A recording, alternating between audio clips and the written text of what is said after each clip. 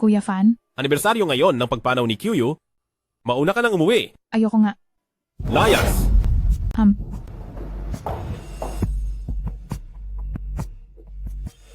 President Chu.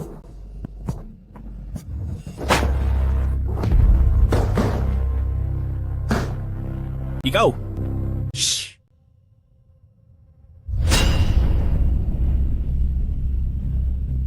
Kyu? Ito ba ang parusa mo sa akin?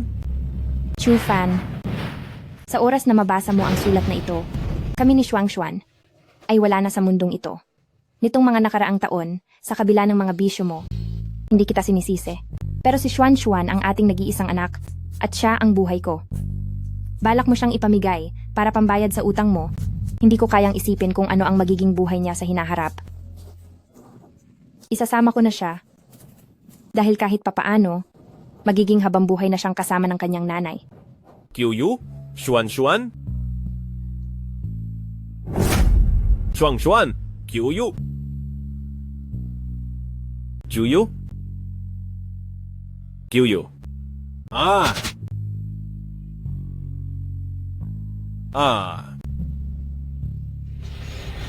Kyu?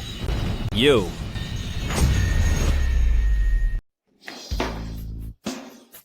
Bakit ako nakabalik sa dati kong bahay? Ito ay 1,990 taon.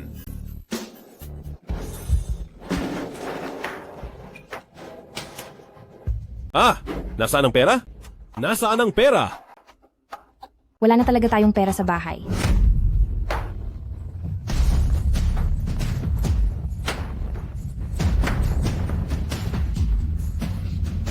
Umalis ka sa harap ko. Dote ko ito. Itong huling pondong itatabi ko. Hindi mo pwedeng kunin ito. Kapag nanalo na ako at nabawi ang puhunan ko, tsaka ka palang makakaranas ng magandang buhay.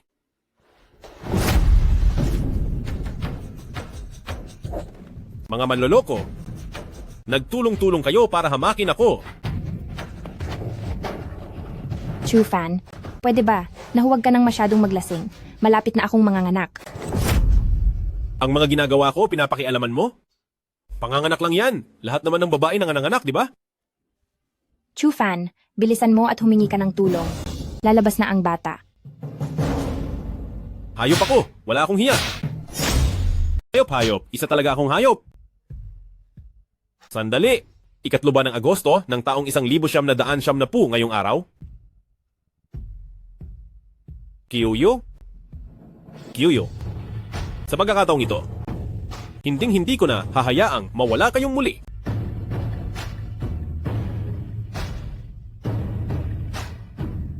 Kyu? Naging gago talaga ako noon. Kahit kung nasaan napahamak si Kyu, ay hindi ko man lang alam. Kuya Fan? Hinahanap mo ba si Mrs.? Kakakita ko lang sa kanya, kasama si Xuan, papunta sa tabing ilog. Sa tabing ilog? Erpang, maraming salamat talaga. Bukas ay yayaman tayong dalawa. Kyu? Huwag kang lalapit. Patawad, nagkamali ako? Halika, umuwi na tayo sa bahay. Humakbang ka pa ng isa at tatalon ako. Sige. Hindi ako kikilos, hindi ako gagalaw. Sabihin mo sa akin, ano ang dapat kong gawin para lang hindi ka tumalon? Chu Fan, tao ka pa ba? Hindi pa ba sapat ang lahat ng ginawa mo? Sa bisyo, babae, at sugal, nagtiis ako. Sinasaktan mo man ako, tinanggap ko lahat, talagang ganito lang ang kapalaran ko. Pero si Xuan, 5 taong gulang pa lang si Xuan, ngunit gagamitin mo siya para pambayad sa utang mo. Anak mo siyang tunay. Ang ganitong klase ng buhay, hindi ko na talaga kaya. Kyu? Magbabago na ako? Nagkamali ako. Alam ko nang nagkamali ako. Naging masama ako dati. At kayong mag-ina ay nahirapan ng dahil sa akin. Papa, ganyan din ang sinabi niyo noon. At matapos niyo pong sabihin yan, sinaktan niyo si Mama hanggang sa mawalan ng malay. Ako. Napakahayop ko talaga noon. Kung ang kamay na ito ang nanakit sa inyo, parurusahan ko ang sarili kong kamay. Sandali. Ngayon ba? Talaga bang magbabago ka na? Magbabago ako, promise. Nangangako ako na sa susunod kapag sinaktan ko pa kayong mag-ina kahit isang daliri man lang, ay handa akong magbayad ng malaki. Xuan, naniniwala ka ba sa papa mo? Opo, naniniwala po ako. Basta hindi niyo lang ibebenta si Xuan Xuan. Gagawin ko po ang lahat. Tutulungan ko po kayo sa mga gawaing bahay.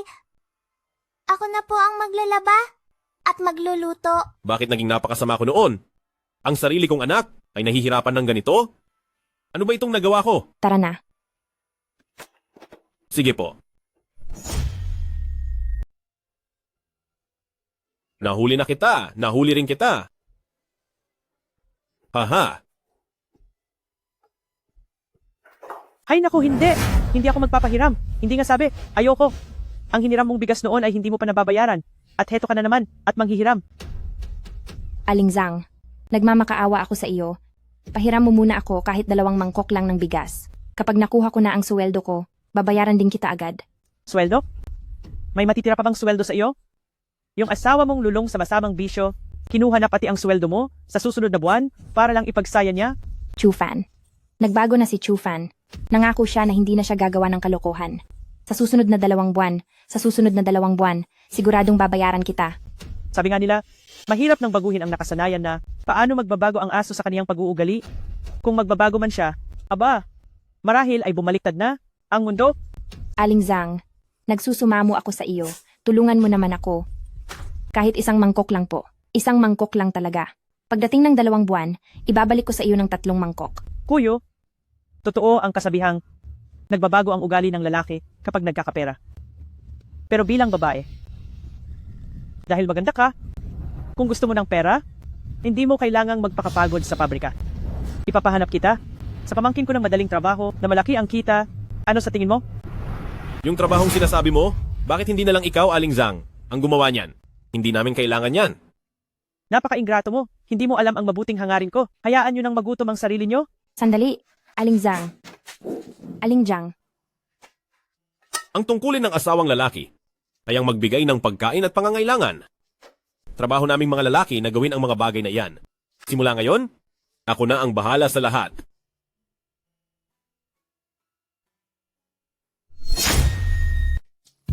Hoy, Kuya Fan? Kuya Fan? Kuya Fan? Hoy, Kuya Fan? Hoy, brother ko, itong mga pagkain namin para sa huling kalahati ng buwan ay kinuha mo na lahat? Erpang, paanong naging kinuha iyon? Hiram ang tawag dito. Anong hiram ang sinasabi mo? Parang ninakaw mo na nga sa harapan ko eh. Kapag bumalik ang asawa ko, galing sa biyenan ko, siguradong mapapalo ako niyon. Mag-iwan ka naman ng kalahati. Mag-iwan ka ng kalahati. Mag-iwan ka ng kalahati. Hoy. Hoy. Gusto mo bang yumaman? Oo. Gusto mo bang ang asawa at mga anak mo ay makakain ng masasarap na ulam sa bawat kainan? Oo. Gusto mo ba na balang araw, gaya rin ng factory director, magmamaneho ka rin ng Santana kasama ang pamilya mo? At mamamasyal kayo? Naku, pangarap ko yan. Kung ganoon, makinig ka sa akin. Hiramin ko muna ang bigas ng 3 araw. Tapos ilabas mo na rin ang lahat ng naipon mong pera. Tinitiyak ko sa iyo, ang 3 dolyar mo ay magiging 30, ang 30 ay magiging 300, at ang 300 ay magiging 3,000 dolyar. Kuya, itong bigas, kung gusto mong kainin, kainin mo na. Ayaw ko nang asahan na babayaran mo pa. Bakit pati yung sikretong ipon ko ay pinupuntirya mo pa rin? Hindi ka naniniwala sa akin, ano? Kapag hindi ko iyon nagawa, ang mansyon ko at ang higit sa 2 ektaryang lupain ko, sa iyo na lahat. Hoy, wag naman ganoon. Wag ganoon.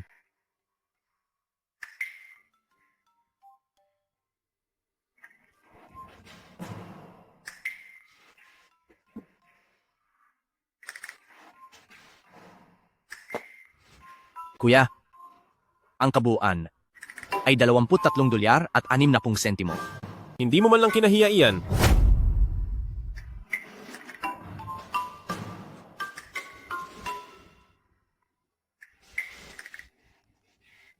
Hoy kuya, kung makakakain ba kami ng masarap, ay nakasalalay na sa iyo. handa na ang pagkain. Darating na. Kakain na tayo.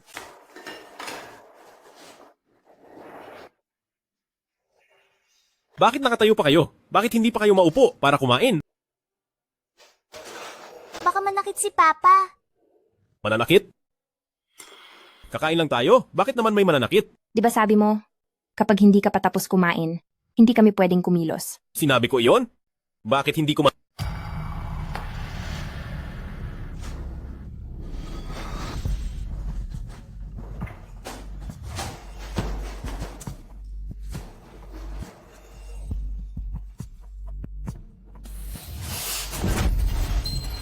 Sino ang may sabing mauna kayong kumain?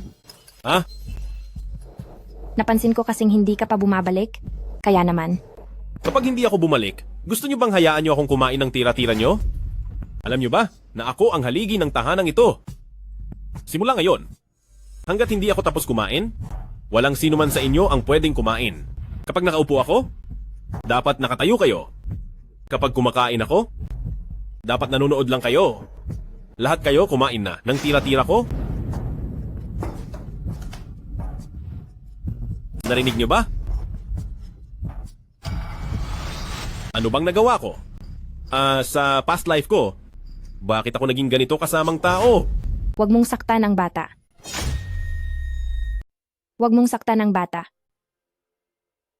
Mula ngayon, hinding-hindi ko nahahayaang masaktan pa kayong mag-ina kahit konti. Halika, kumain na tayo.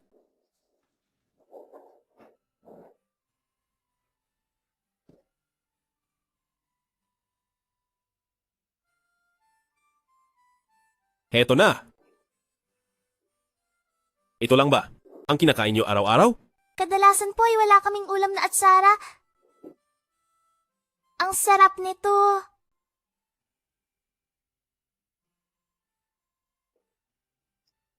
Alam kong gusto mong kumain ng karne, pero ang totoo ay wala na talaga tayong pera. Pati ang sweldo ko. Sa susunod na buwan ay kinuha mo na ng maaga. Bukas ay pupunta muli ako sa pamilya ko. Baka sakaling makahiram pa ako ng $5. Gusto ko rin pong kumain ng karne. Kakain tayo? Kakain tayo? Kakain tayo. May pera si Papa. Kunin mo ang perang ito. Bumili ka ng karne para kay Xuan bukas para may makain siya. Chufan, ano na namang ibinenta mo? Hindi pa tayo bayad sa mga utang. Ibinenta mo na ba ang bahay? O pati ang lupa ay ibinenta mo na rin? Gusto mo ba kaming tuluyang mamatayan ng pag-asa? Kiyoyo, hindi ko ginawa yon. Hindi. Kung ganoon, saan galing ang ganito kalaking pera? Inilam ko ito kay Erpang. Nangako ko sa kanya na sa loob ng 3 araw ay ibabalik ko ang $20 na ito nang may 10 beses na dagdag. 10 beses. Nabubaliw ka na. 10 beses na pagtaas. Nabaliw ka na. Kiyoyo, hindi ako nababaliw. Hindi ko alam kung paano ko ipapaliwanag ito sa iyo. Pero tungkol ito sa mga mangyayari sa hinaharap. Magtiwala ka sa akin? Sa pagkakataong ito, siguradong mababago ko na ang tadhana ng pamilya natin. Magtiwala sa iyo. Paano ako magtitiwala sa iyo? Chufan, isipin mo nga, 7 ng taon kitang kasama. Nagkaroon ba kahit isang araw ng tahimik na buhay? Palagi mo na lang sinasabi na, magtiwala ako sa iyo, magtiwala sa iyo. Naniwala ako. Pero ano ang napala ko? Ako. Hi. Ibalik mo agad ang pera kay Erpang. Magtiwala ka lang sa akin kahit isang beses lang. Ibalik mo na ngayon din. Ang mga dating utang ay hindi pa nababayaran. Tapos 10 beses na pagtaas sa loob ng 3 araw. Magsusugal ka na naman, di ba? Kapag hindi mo iyan nabayaran, ako ba? O si Xuan ang ibabayad mo sa utang mo? Hindi. Sigurado na talaga ako sa pagkakataong ito. Hindi ka pa aalis? Kung ganoon ay, Chiuyo? Nagmamakaawa ako sa iyo. Bigyan mo pa ako ng isang pagkakataon. 3 araw lang? Sa loob ng 3 araw, kapag hindi ito nagawa ni Chufan, hiwalayan mo ako. Kahit tapusin mo na ako, tatanggapin ko ang lahat. Sana pagbigyan mo pa ako at magtiwala ka sa akin sa huling pagkakataon.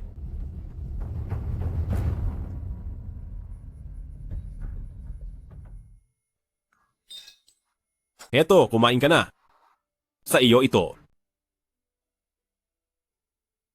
Noong dekada 90, maraming pagkakataon kahit saan at punong-puno ng kayamanan. Sa pagkakataong ito, hindi ko na muling bibiguin ang pamilya ko.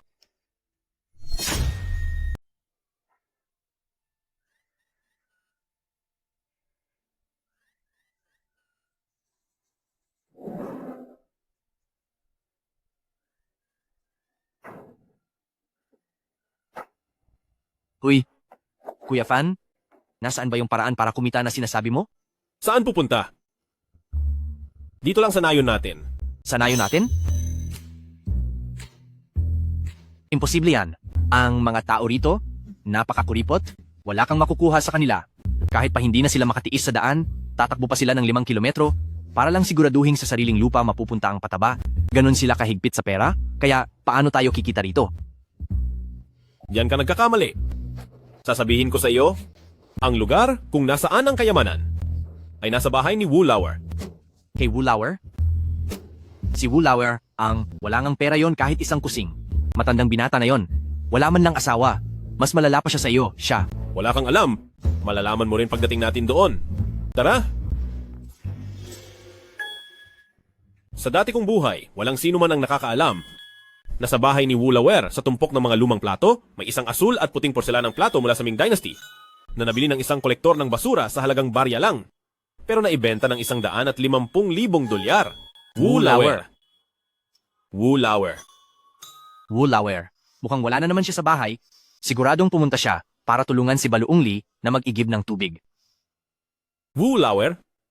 Gusto mo ba ng mapapangasawa? Ipapakilala kita? Mapapangasawa? Nasaan? Nasaan siya? Ha ha ha. Walang asawa. Nag-away lang kami ng asawa ko, kaya nabasag ang mga plato sa bahay. Narinig kong marami ka rito, kaya bibili sana ako ng ilan sa iyo. Hindi ko binebenta. Di ito binebenta. Hoy, Woolauer, huwag kang mapagmataas at walang modo. Ang mga sira-sira mong plato, akala mo ba ay kayamanan yan? Ang mga platong ito ay galing pa sa mga ninuno ko na nagsilbi kay Empress Dowager bilang mga kusinerong pang-imperyo. Ang mga yan ay ginamit mismo ng mahal na hari. Hemp. Hindi binebenta? Hindi binebenta. Woolauer, itigil mo na ang pagyayabang. Alam mo ba kung ano ang ginagamit ng hari kapag kumakain noon? Ang ginagamit nila ay mga gintong mangkok, pilak na mangkok, mga gintong plato, at mga platong yari sa jade. Sino namang gagamit ng basurang tulad nito? Hoy, Kuya Fan, noong unang panahon ba, puro ginto at pilak ang gamit ng hari? E di siguro, karne ang kinakain niya sa bawat kainan? Humph. Halatang wala kang alam sa mundo. Ang mahal na hari, puro karne lang ang kinakain, walang halong tinapay. Anong kamalasan nito? Woolauer, huwag na tayong magpaligoy-ligoy pa. Ibebenta mo ba o hindi? Ibebenta. Pero, dapat 10 sentimos bawat isa. At ikaw, dapat bumili ka ng 10? Hindi. 20. Ikaw, 10 sentimos na nga, tapos kailangan pang bumili ng 20? Bakit hindi mo na lang kaya kami hold upin? Sige, pero dapat ako ang mamimili. Sige, mamili ka na.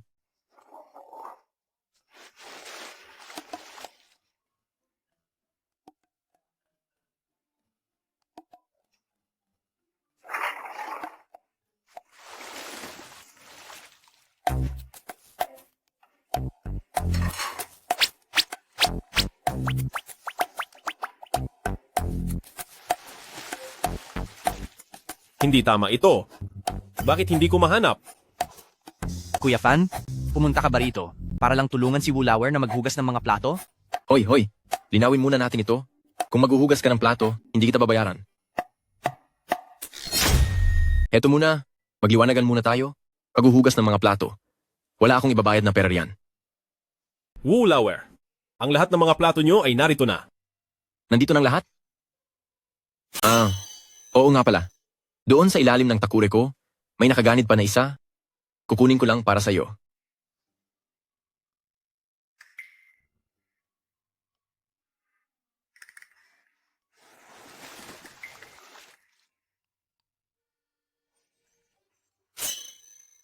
Naku, wag na po. Pare-pareho lang naman sila. Kumuha na lang tayo ng kahit ano.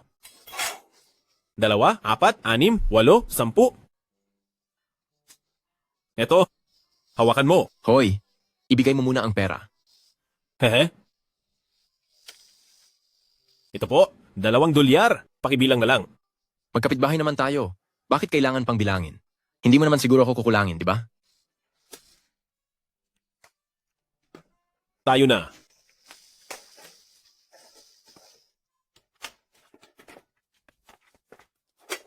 Brother Fenzi, sa susunod kung kailangan mo ng plato, lumapit ka lang uli sa akin. 2 hangal, 2 $2 para sa isang tumpok ng basurang ito. Kuya Fan, ang sinasabi mong pagkita ng pera ay hindi naman siguro dahil sa pagbili mo sa tumpok ng mga basurang platong ito? Basura? Ang mga platong ito, pagdating sa lungsod bukas, kahit papaano ay magiging ganito ang halaga. $10? Hindi naman siguro 100, di ba? I-multiply mo pa yan sa 100. I-multiply mo pa ng 100. Ang luma at sirang platong ito ay kayang 100 multiply sa 100? Magkano kaya ang magiging halaga nito? 5 times 1 equals 5, 5 times 2 equals 10, 5 times 3, 5 times 3. 10,000. Ay, Kuya Fan, ito, ako, ang laki naman. Hindi lahat ito ay nagkakahalaga ng $10,000. Itong isa lang, ang may halagang 10,000, mabuti at narito pa ito. Salamat. Maraming salamat. Mabuti na lang at narito pa. Hindi na aabot ngayong araw?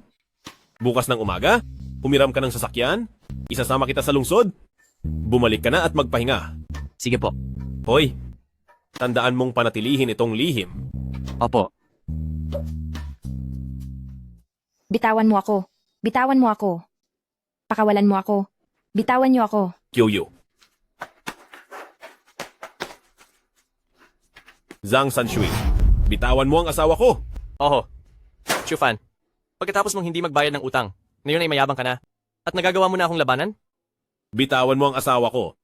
Magbibilang ako hanggang 3, 1. 3. Sige, kung matapang ka, dito mo ako saktan. Sige na, subukan mo. Lo, halika. Kung may loob ka, dito mo ako tirahin. Sige na, halika. Akala mo ba talaga ay natatakot ako sa iyo? Huwag.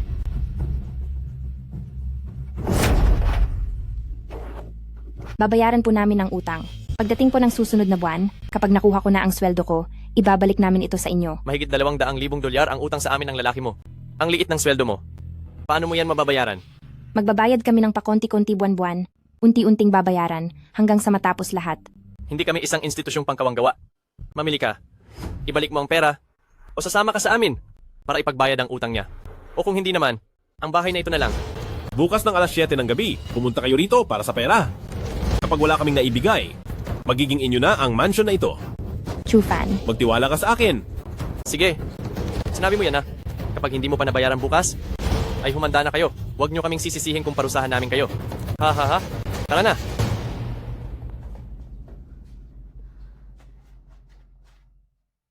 Chufan, sobrang binigo mo ako. Akala ko pa naman ay nagbago ka na maayos ka nang maghahanap ng trabaho para suportahan ang pamilyang ito. Hindi ko akalain na sa loob mo ay wala ka talagang pakialam sa pamilyang ito. Ano kasi? Kyu, saan ka pupunta?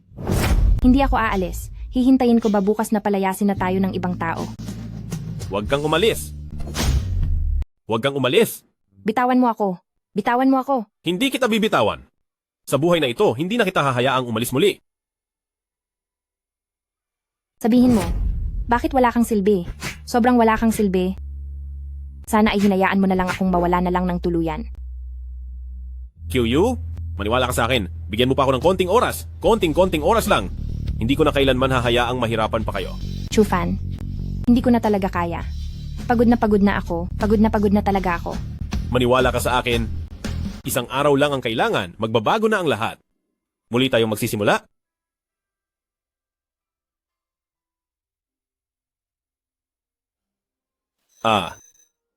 Para kang tuta? Bakit mo ako kinakagat? Oo, tuta ako. Kakagatin kita hanggang sa mawala ka. Kahit pa itapos mo ako sa kagat mo, handa ako. Mama, nagugutom na ako.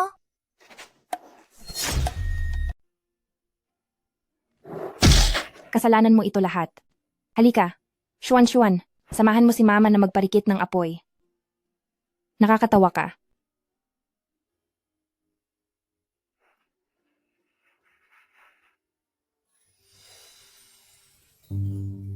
Asawa ko? Bakit ka nagliligpit ng damit? Bukas ng umaga, ihahatid ko muna si Shuan sa mga magulang ko. Gumawa tayong dalawa ng paraan at maghanap ng bahay na matitirhan. Hanggang ngayon ba ay hindi ka pa rin naniniwala na kaya kong kumita? Naniniwala naman ako, pero paano kung hindi tayo kumita? Tayo kasing matatanda, kahit paano natin pagkasyahin ay ayos lang. Pero hindi natin pwedeng hayaan si Shuangxuan na mamalimos o mawalan ng matutuluyan. Sige. Ngayong araw na ito, gagawin ko ang lahat para mapanatag ang iyong loob. Alam mo ba kung ano ito? Ito, hindi ba't plato lang iyan? Hindi ito basta-bastang plato lang. Ito ay isang antigong porselana mula sa gitnang panahon ng dinastiyang Ming. Tinatawag itong antigo. Wala akong alam sa ganyan. Pero sa tingin ko, plato lang ito na lagayan ng ulam. Hindi naman ito makakain o mainom. Magkano lang ba ang halaga niyan? Kung gagamitin mo lang iyan para sa ulam, hindi pa iyan aabot ng kahit maliit na sentimo. Pero sa syudad, para sa mga marunong tumingin, ang gamit na ito ay nagkakahalaga ng 10,000 dolyar. 10,000 dolyar? 10,000 dolyar? Hindi maaari. Maliit pa ang 10,000 dolyar. At para pa iyon sa ngayon, kung hihintayin pa natin ang 10 hanggang 20 taon, siguradong lolobo iyon ng 10 beses. Huwag na lang nating ibenta. Maghintay tayo ng 20 taon, saka natin ibenta. Maliit na barya lang iyan. Sa panahon ngayon, nagkalat ang mga pagkakataon. Basta may pangarap ka at lakas ng loob, siguradong magtatagumpay ka. Ibenta na natin iyon para magamit nating puhunan. Palalaguin natin ang ating pera at tulad ng gumugulong na nyebe, ito ay lalo pang lalaki at patuloy na lalaki. Kapag kumikita na tayo, makakabili na ba ako ng skin cream? Nakikita ko kasi sa pabrika na lahat ng mga babae ay gumagamit niyon. Bibili tayo. Makapag-aaral na ba si Xuan sa kindergarten?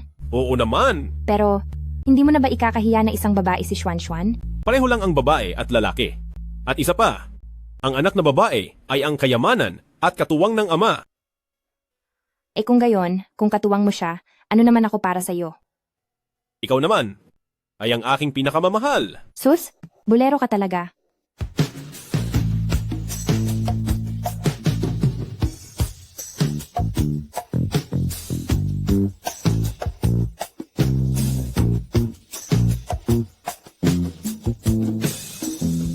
Kyuyu? Asawa ko, bumili ka ng konting karne ngayon. Paborito iyon ni Xuan. Bumili ka rin ng alak at magdiwang tayo pagbalik ko? Sige, mag-ingat ka sa daan. Opo, huwag kang mag-alala. Aalis na ako.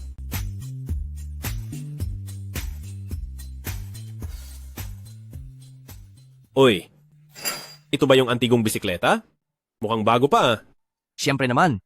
Grabe, 3:00 pa lang ng madaling araw, ay gumising na ako? Naglakad ako ng mahigit 10 milya? Para lang hiramin ito sa tiyuhin ko. Napakaganda. Beautiful. Hehe. Tara. Hehe. Hay naku.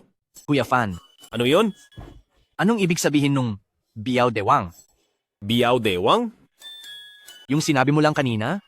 Na Biao Dewang. Ibang lengguwahe iyon. Beautiful. Ang ibig sabihin ay maganda. Ibig sabihin ay napakahusay ng pagkakagawa. Okay. Kuya Fan, ikaw ngayon ay talagang iba na kaysa noon. Ang dami mong alam, pati wikang dayuhan ay kaya mo. Hoy! Hoy! Hoy! Bakit hindi mo to sinasakyan? Hindi pa ako marunong eh. Sige na, sige na. Ako na ang magmamaneho. Erpang, beautiful. Hoy, Kuya Fan. Sandali, Kuya Fan. Boss Lin, pakitingnan naman po ito.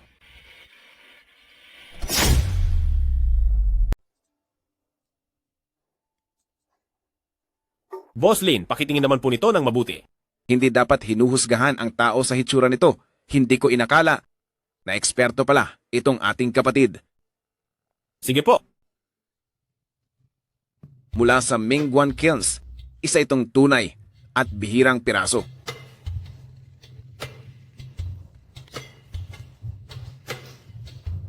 Maupo muna kayong dalawa. Boss Lin, kamusta naman po ang gamit na yan? Walang duda na maayos ang pirasong ito, pero maaari ko bang malaman kung saan ito nanggaling? Hay nako, anong pinagmula ng sinasabi mo? Galing ito sa nayon namin. Malinis ang pinanggalingan nito. Siguradong hindi ito nakuha sa masamang paraan. Masasabing nahanap ko lang, ito bilang isang swerte. Kung hinanap mo ako kapatid, siguradong nakabalita ka na tungkol sa akin. Maaari ko bang malaman kung ano ang iyong pangalan? Chu Fan, Brother Chu, sa magkanong halaga mo? Nais ibenta ang pirasong ito? kayo po ang eksperto rito. Kayo na po ang magbigay ng presyo.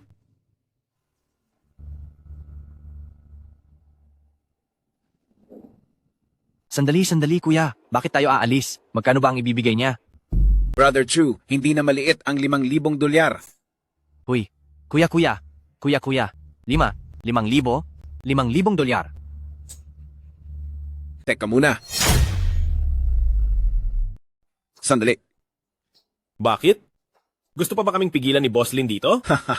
Maling akala yan, nagkakamali kayo. Maaari naman tayong makipagtawaran sa kahit anong halaga. Huwag kang magmadali, chill lang. Mag-usap pa tayo.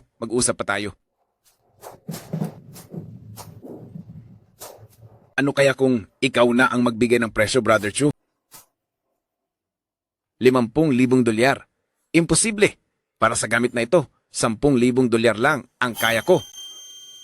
40,000 dolyar. Gawin nating 15,000 dolyar. Iyan na ang sagad kong presyo. 30,000 dolyar. 15,000. 25,000 dolyar. 15,000 lang talaga. 20,000. 15,000. 20,000. 15,000. 20,000. 15,000. 20,000. Selyado na ang usapan. Naku po. Sir Boslin, 15,000 ang sabi ko, pero ang mismong binanggit nyo ay 20,000. Ikaw, bilang Gebaozay, ay isang kagalang-galang na tao. Hindi ka naman siguro bibilig sa iyong sinabi, di ba? Hay nako, kung 20,000, sige, 20,000. Heto, si Brother Chu. Talagang nakuha mo ako doon. Talo ako sa'yo. Nako, 20,000 dolyar kung 20,000 dolyar. Brother Chu, lugi na ako sa'yo sa pagkakataong ito. Boslin, hindi ko naman po kayo nilugi. Sa totoo lang, napakaswerte nyo na nakuha nyo ito ng mura dahil ang kagamitang ito, sa loob ng ilang taon, tataas ang halaga nito ng 10 beses. Dati, ang gamit na ito, ninig kong binili ito ng iba ng 100 at 50,000 dolyar mula sa mga kamay ni Woolauer dahil binenta ito ng mas maaga ng 10 taon, tinalugi ang 20,000 dolyar. Hay, ako pa itong mautak sa negosyo? Ngunit sa pagkakataong ito, ay naisahan niyo ako. Talagang mahusay ang pamamaraan mo, Brother Chu. Saludo ako sa iyo. May tao ba dyan? Kumuha kayo rito ng 20,000 dolyar. Brother Chu, bilangin mo ang pera. Ang mga ito, ay, para na sa atin lahat. Sa inyo na ang lahat ng yan. Ngayon lang ako nakakita sa buong buhay ko ng ganito karaming pera. Gising! Hoy! Gising! Sabi ng gumising ka. Anong nangyari? Itago mo na ang pera. Simula pa lamang ito, sa susunod ay mas malaking pera pa ang kikitain natin. Brother Chu, kung sakaling mayroon ka pang mga magagandang gamit, dalhin mo lang ito sa akin at hindi magiging problema ang presyo. Sige po. Mauuna na kami. Oldlin, Kailangang tulungan mo akong makapili ng magandang gamit. Makamandag na tao ang isang ito, hindi ko akalain na magkikita kami rito. Kayo po ba si Lee Changsheng? Mr. Lee. Itong si batang lalaki ay wala pong modo. Tinawag kayo ng direkta sa pangalan nyo. Batang lalaki, mag-sorry ka agad kay Mr. Lee. batang lalaki. Nakita mo na ba ako? Paano mo nalaman ang pangalan ko? Noong nakaraang buhay, sa pahayagan at TV, kalat na kalat ang mga balita na may nagmamanehong kumakain ng ice cream kasama ang sekretarya. Ang ending, dahil hindi nakatutok sa pagmamaneho, ang mga mahal sa buhay ay naluha at hindi napansin ang pagguho ng lupa sa unahan. Bukod sa nawala ang 2 buhay sa sasakyan, ang reputasyon niya ay nawala sa isang saglit. Batang lalaki. Ang ice cream! Hindi. Hindi ko pa po nakikita si Mr. Lee. Hehe, kung ganoon, paano mo nalaman kung sino ako? Ako ba? May alam lang ako tungkol sa hula at ang pagbabasa ng kapalaran. Ang kapalaran ng buhay o kamalasan ng isang tao ay kaya kong sabihin sa isang salita. Ano? Sa tingin mo ba ay may problema sa akin? Ikaw po ay may malaking problema. May masamang aura sa gitna ng iyong mga kilay na may bahid pa ng kulay rosas, ibig sabihin ay parating na ang matinding disgrasya na magmumula sa isang babae. Ang pangahas mo. Mr. Lee, ang batang ito ay puro kalokohan ang sinasabi. Paalisin ko na siya rito. Alis na! Bilis! Kung gusto mong umuwi bukas sa probinsya nyo para magpakitang gilas, gawin mo itong maayos. Huwag kang magsasama ng kahit sinong sekretarya. Huwag kumain ng kung anong ice cream sa loob ng kotse o gumawa ng kung ano-ano. Ingat ka, baka magalit sa iyo ang langit. At ikaw ay parusahan. Nakatira ako sa Xiaoyi Village. Hanapin mo ako kung natatakot ka. Oldlin, sino ang binatilyong iyon at saan siya nanggaling? Ha, Mr. Lin, isa lang siyang walang karanasan na bata. Nagsasalita lang siya ng kung ano-ano. Napaka mapatawad niyo po. Huwag niyo na po siyang patulan. Halika kayo, uminom po tayo ng tsaa-tsaa po muna. Ika-6 na pong, kaarawan ng lolo ko. Kailangan mo akong tulungang humanap ng magandang regalo. Hindi po ba't sinasabi ko na napakaswerte niyo po? Saktong dating nyo, kakuha ko lang ng isang napakagandang gamit. Galing pa sa kalagitnaan ng dinastiyang Ming, walang kupas ang ganda nito. Sige, sabihin mo kung magkano. Parang minamalit niyo naman po ako niyan. Ano ba ang katayuan ng inyong lolo? Siya ang pinakamakapangyarihan sa buong probinsya.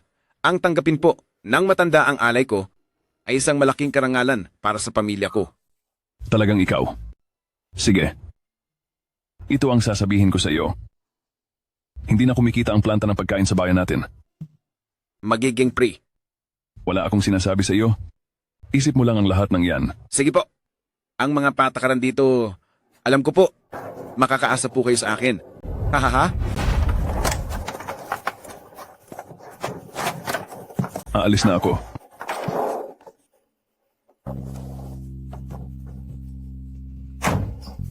Leader, ngayong araw, kakain pa ba kayo ng ice cream? Mapapahamak ka lang sa mga babae. Huwag na. May mahalagang bagay akong dapat asikasuhin. Umayos ka. Hoy, kuya, sino ba yung lalaki kanina? Bakit parang takot na takot si Boss Lin sa kanya? Hindi biro ang taong iyon. Isang galaw lang niya. Buong probinsya ay siguradong mayayanig sa takot. Isa siyang negosyante.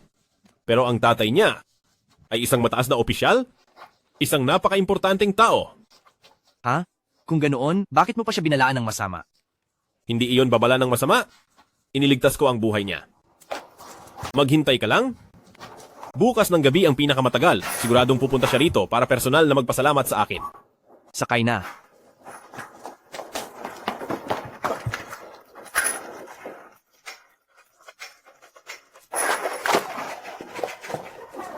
Huwag mong kakalimutan ha.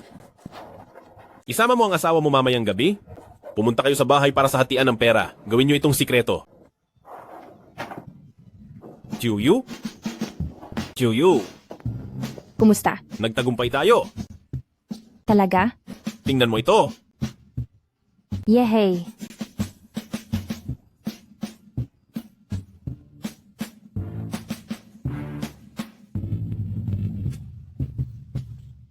Ehem, mukhang maling oras ang pagdating namin. Hindi, tamang-tama ang dating nyo. Bitiwan mo na ako. Nakakahiya sa kanila.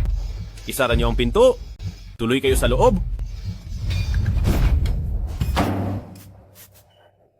Handa na ang lahat?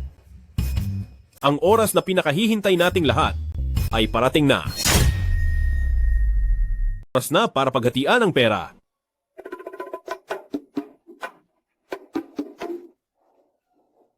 Anong problema? Natulala ka ba? Upo kayo, hali kayo. Magkano ba ang halaga nito? Isang plato lang at naibenta iyon ng ganito kalaki. Saktong-sakto, 20,000 dolyar talaga. QU, ako na ang maghahati ng pera, ayos lang ba yon? Magkapatid tayo. Asawa ko, ang parte ng pamilya natin, ikaw na ang humawak ng pera mula ngayon. Kung ganoon, ibig bang sabihin nito, tayo ay magiging milyonaryo na? Hindi. Hindi ko tatanggapin iyan. Nasisiraan ka na ba ng bait? Hindi ako baliw. Kasi si Kuya Fan ang bumili ng plato, si Kuya Fan ang naghanap ng bibili, at si Kuya Fan ang nakipagkasundo sa presyo. Anong karapatan kong kumuha ng kalahati? Erpang, nagpautang ka ng pangkain nung nagigipit kami. Ikaw ang nagbayad para sa plato. At pati na ang buhay ng asawa at anak ko, ikaw ang nagligtas. Kung hindi ikaw, sino pa ba ang dapat kumuha nito? Sige po, Kuya Fan. Di ba ang usapan natin? 10 beses lang? Kukuha ako ng 300, sapat na iyon. Ang halagang ito, kahit magtipid pa ako ng husto, 1 taon kong pagtatrabahuhan pero hindi kikitain ito. Erpang, kung itinuturing mo akong kapatid, ay... Chufan, bayaran mo ang utang mo. Chufan, bayaran mo ang utang mo. Magbayad ka na. Bayad mo. Ibalik mo ang pera. Nasaan ang bayad mo? Dalihan mo magbayad ka. Ibigay mo na ang pera. Nandito na ang mga naniningil.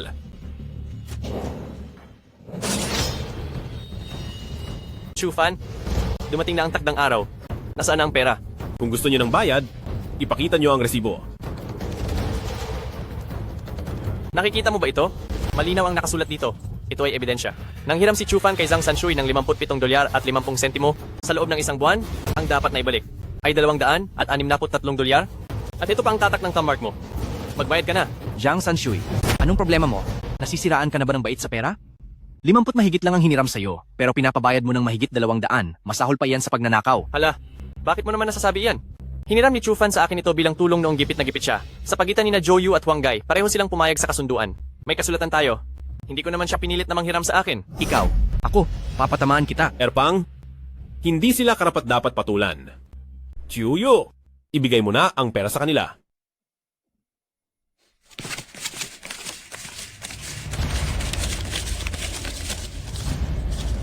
Nasaan ang kasulatan?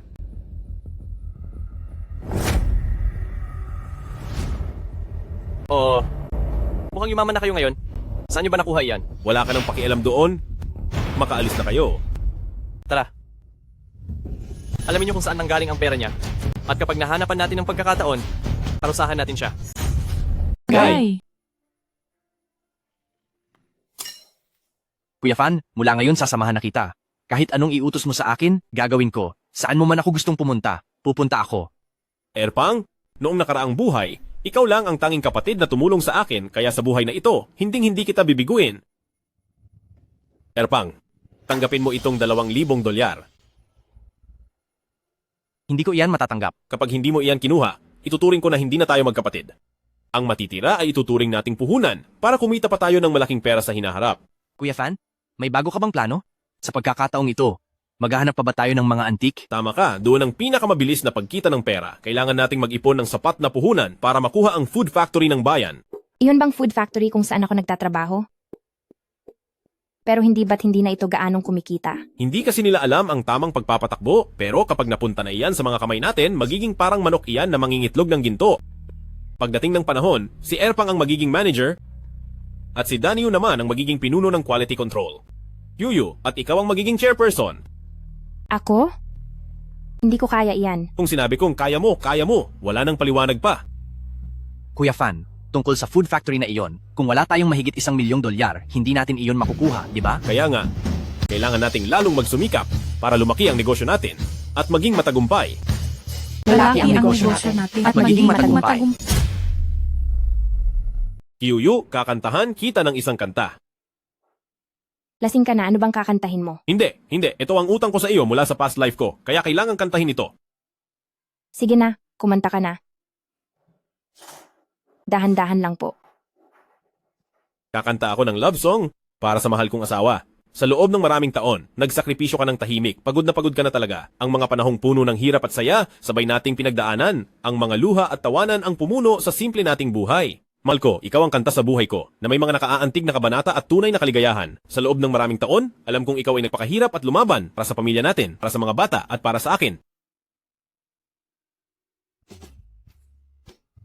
Sinabi na nating dalawa, kahit mahirap o mayaman, dapat manatiling maayos tayo. Huwag nating kakalimutan noong una kung paano natin nilakad ang ating daan. Kapag malungkot ka, sabihin mo lang po sa akin. Pagdating ng panahon na tayo ay matanda na, sabay nating panonoorin ang paglubog ng araw. Kahit isang beses lang, dadalhin kita para makita ang walang hanggan. Sa gitna ng napakaliwanag na mga araw ay tatawa tayo ng buong puso. Natatakot ako na baka panaginip lang ito, na paggising ko ay wala na ang lahat. Sira. Halo.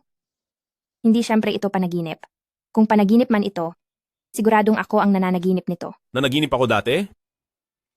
Sa panaginip na iyon ay isa akong walang kwentang tao, hanggang sa tuluyan ko na kayong mawala sa akin.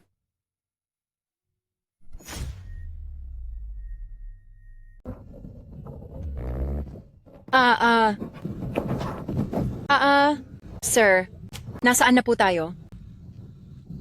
Sir? Sir, anong nangyayari sa inyo? Tingin sa harap. May gumuhong lupa. Kung gusto mong makabalik bukas sa pamilya mo, ayusin mo ang iyong asal. Huwag kang magsama ng sekretarya dito sa sasakyan habang kumakain ng ice cream at gumagawa ng kung ano-ano. Mag-ingat ka at baka mabantayan ka ng langit at maparusahan ka. Ay naku sir, may guho lang dito. Humanap na lang tayo ng ibang madadaan, di ba? Gusto mo ba? Tulungan kita na mag-relax muna. Walang relax. Gamitin mo ang utak mo. Kung may ginagawa tayo sa loob ng sasakyang ito, kaunting pagkakamali lang. Nailibing na tayo ng buhay doon. Hindi.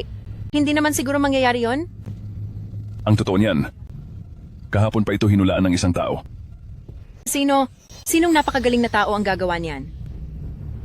Chufan. Sino ka ba talaga? Paano mo nalaman na magkakaroon ng problema sa kalyeng iyon? Mr. Lee, isa kayong makapangyarihang tao, pero ganyan ba talaga ninyo tratuhin ang nagligtas sa buhay nyo? Sige, Brother Chu, ako ang nagkamali. Humihingi ako ng paumanhin sa iyo. Kung may kailangan ka, sabihin mo lang. Dito sa lupaing ito ng lalawigan ng Jiang, walang bagay na hindi ko kayang gawa ng paraan. Hi! Ganyan dapat. Sa totoo lang, wala namang nakakapagtaka dito. Lahat ng tao ay mayroong isang lihim. Sir, ang mahalaga po, nailigtas ang buhay nyo. Sa katunayan po, nabasa ko lang din sa mga dyaryo noon ang tungkol sa inyo. Tapos sa balak ninyong gawin at sa mga ginawa nyo noong nakaraan, ay nakabuo ako ng pagsusuri. Bago ko pa pinuntahan si Boss Lin, ang mga nakaraan ko, Bago kayo pumunta doon, hindi ba't katatapos nyo lang mag-ehersisyo? ha. Grabe, isa kang henyo, Brother Chu. Baka naman gusto mong magtrabaho para sa akin. Sa loob ng 3 taon, sinisiguro ko sa iyo, magtatagumpay ka sa buhay. Hay, ganito lang talaga ako. Nasunod sa sarili kong gusto. Hindi ko kaya ang napakaraming patakaran. Kung ganoon, pera ang gusto mo. Masasabing ganoon na nga. Ha. Bibigyan kita ng $1,000,000. Bibigyan kita ng $1,000,000. Ayaw ko po ng pera nyo. Ako pa nga po ang magbibigay ng pera sa inyo. Maliit ba para sa iyo? Binata, baka sa sobrang tako mo ay mapahamak ka. Naku, sobra po ang iniisip nyo. Paano ko po tatanggapin ang pera nyo? Gusto ko lang po na tulungan nyo akong makuha ang food factory. Hindi iyon isang pribadong ari-arian saka isang factory na maraming taon nang nalulugi. Bakit mo iyon kailangan? Kung ang iba ay hindi nakakaalam, alam nyo dapat iyon, di ba?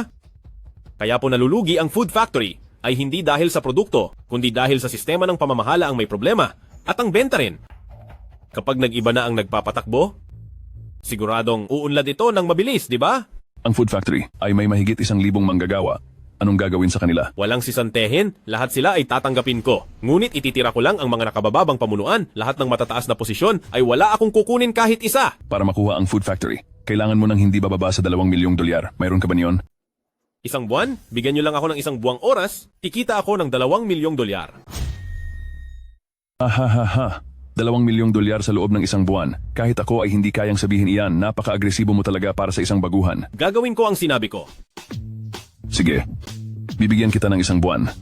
Kapag hindi mo nagawa, huwag mo akong sisisihin kung ibibigay ko ang pabrika ng pagkain sa ibang tao. Yan ang usapan natin. Kapag nagtagumpay ito, wala na kayong kailangang gawin, makukuha nyo ang 20% ng shares. Bilib na ako sa kabataang katulad mo. Maligayang pakikipagtrabaho sa iyo. Maligayang pakikipagtrabaho rin po.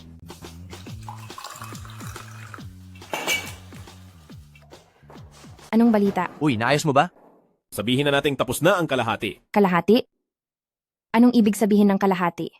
Sa loob ng isang buwan, kailangang makalikom ng $2,000,000. $2,000,000? Kahit ibenta pa nating lahat ang sarili natin. Ito, ay hindi pa rin natin kikitain. Walang bagay na imposible, basta't kaya mong isipin. Malalaman mo lang ito kapag naranasan mo na. Ito ang panahon na ang bawat sulok ay puno ng mga oportunidad. Stocks, ginto, teknolohiya, real estate, mga antigo, mga selyo. Basta't may mahawakan ka kahit isa lang, may tsansa ka ng maging isang makapangyarihang negosyante.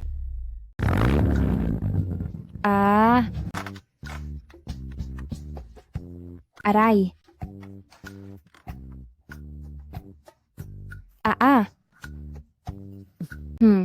Nakakainis.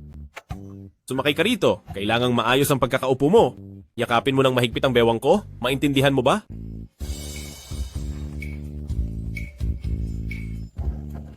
Larga na!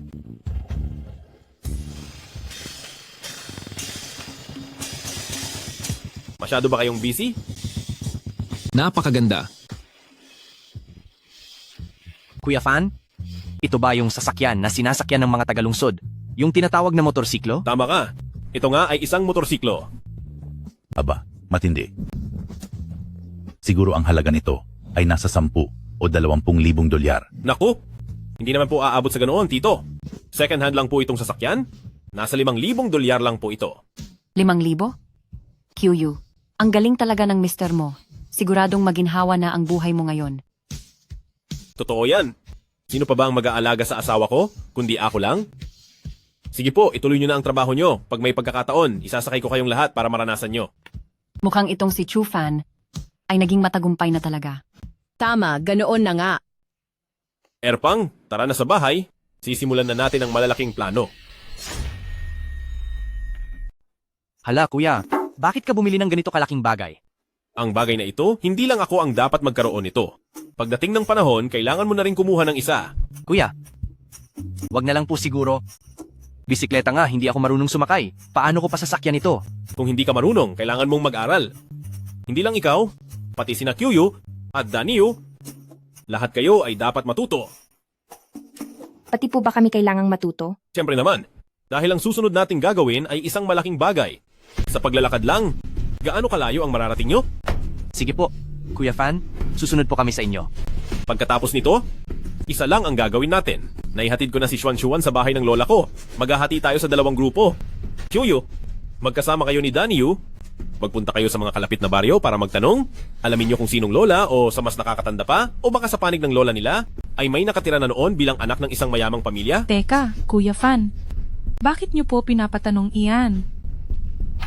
Sa tingin mo ba, ang mga antigo ay basta-basta na lang nahuhulog mula sa langit? Lahat ng iyan ay pamana pa mula sa mga ninuno dahil hindi alam ng mga sumunod na henerasyon ang tunay na halaga. Kaya tayo nagkakaroon ng pagkakataong makahanap ng mga nakatagong yaman. Boss Kuya Fan, paano naman po ako? Ikaw naman, magmasid ka kung sino sa mga kapitbahay sa panahon ng kanilang mga lolo o ninuno ang naging opisyal, naging mayamang negosyante, o kahit pa isang malaking asyendero. Sige po, dito lang ako sa bahay at hihintayin kayo. Sa oras na may balita na, ipaalam niyo agad sa akin. Gagawa ako ng mabilisang desisyon. Inyong lahat, basta't nagkakaisa ang mga magkakapatid, makakamit natin ang kahit ano. Gagamitin ko ang tsaang ito bilang kapalit ng alak upang hilingin ang inyong mabilis na tagumpay. Sa inyong tagumpay. Hi, si Kuya Fan. Mukhang nakakatawa siya. Ha ha ha ha ha.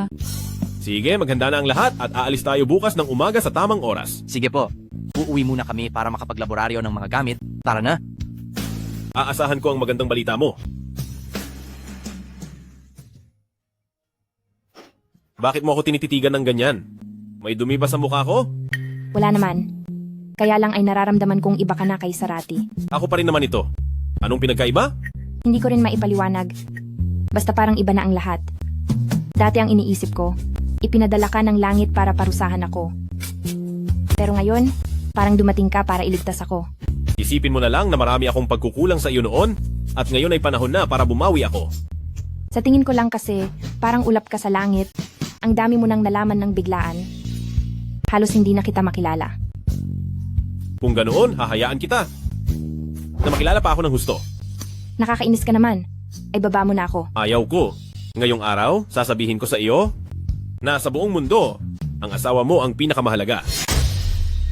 Fan, Kuya Fan. Kuya Fan, Kuya Fan? Kuya Fan? Kuya Fan. May balita na ba? Meron. Mula rito pakanluran ng 15 li, patungong Xiaojiang Village, may isang pamilya na ang tawag ay Jiang Erniu. Ang mga ninuno nila ay nanilbihan bilang opisyal noon. Narinig ko na marami silang iniwang magagandang gamit. Sige. Teka lang.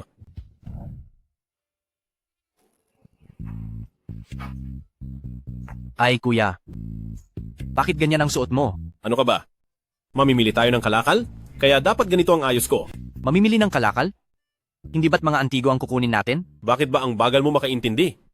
Kapag sinabi mong antigo ang bibilhin mo, edi hinayaan mo lang ang sarili mong lokohin at pagsamantalahan nila. Ito ang tinatawag na pagiging madiskarte at simple. Ah, naintindihan ko na. Paraan pala ito para yumaman ng tahimik. Tama, aalis na ako.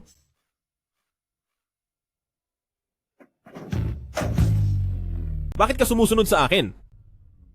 Hindi, dapat ay magkasama tayo, di ba? Erpang, kailan ka pa nakakita ng mga namimili ng kalakal na nakagrupo pa?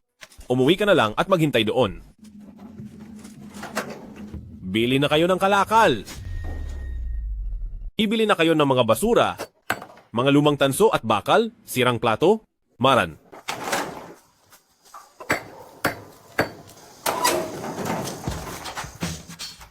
Ay, bata, gusto mo ba ng candy? May candy ka? Ipakita mo kay Tito ang bakal mong kalan. Bibigyan ka ni Tito ng isang pirasong candy. Sige, heto. Nasaan na ang candy? Aba, mukhang madiskarte at hindi nagpapalinlang ang batang ito. Heto, kain na. Oh, heto. Malawak ang bungad, mababa at payat ang leeg. Bilugan ang katawan, 3 ang matatandang paa. Mayroong parang tulay na tenga sa gilid, may nakaukit sa ilalim. Ang Ang bagay na ito parang si Juan de Sensera. Bata. Nandyan ba ang mga magulang mo? Sige na, tawagin mo sila. Sabihin mo gusto bilhin ni Tito ang kalang ito. Lakad na.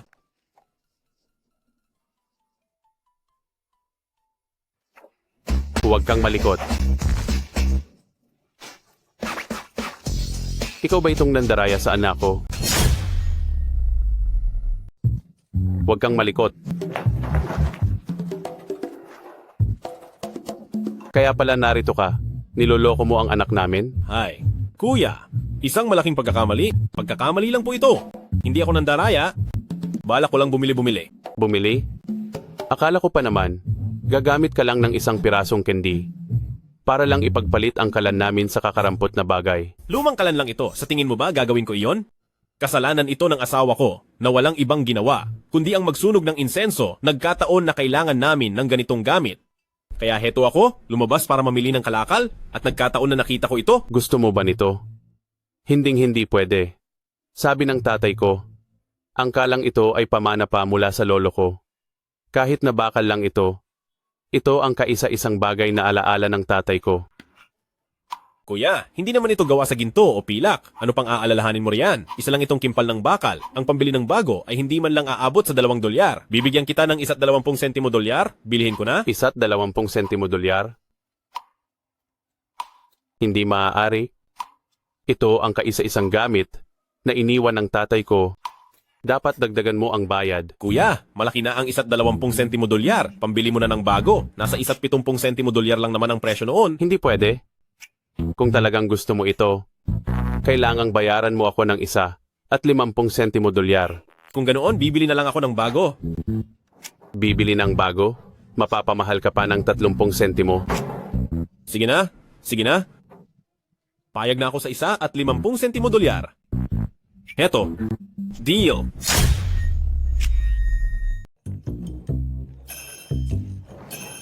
Hehe, hindi ko alam kung saan nanggaling ang lokong ito.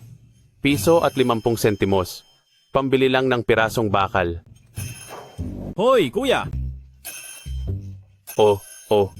Bawal magsisi kapag nabili na. Hindi ko na ito ibabalik. Kuya, hindi ko ibabalik. Gusto ko lang itanong, nasaan ang bahay ni Zhang Erniu? Alam niyo po ba? Dumiretso ka lang diyan, kumaliwa, sa ikatlong bahay. Iyon ang bahay ni Zhang Erniu. Sige po, salamat!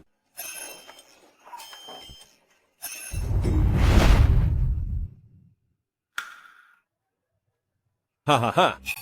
Moi. Kapag dumating talaga ang swerte, hindi na ito mapipigilan pa. Namimili ng basura. Namimili ng basura. Namimili ng basura.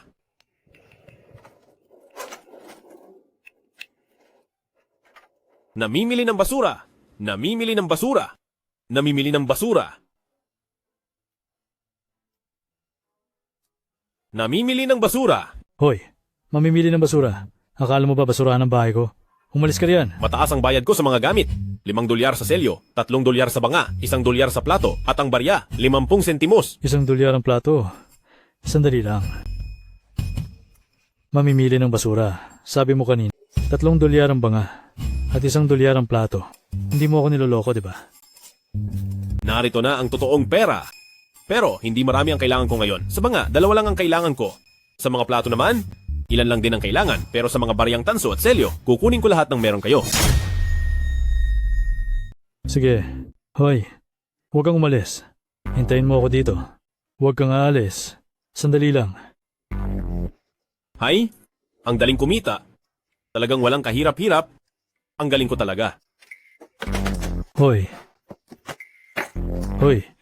huwag kang umalis. Teka lang, meron pa sa loob ng bahay. Pumili ka lang.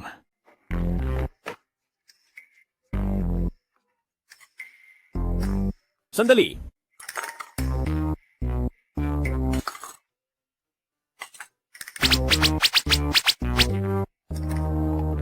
Bakit parang walang tama? Nagkamali. Pa ako ng tingin? Eto na. Meron pa rito. Aba, matindi. Isang blue at white porcelain. Pares pa sila. Oh. Hindi ba ako nananaginip?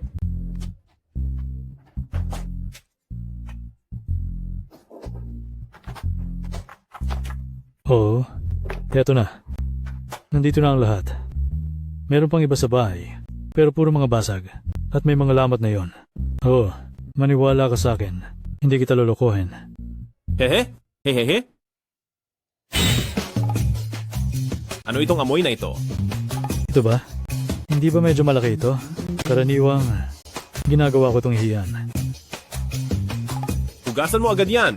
Kapag hindi luminis yan, hindi ko yan kukunin. Sige.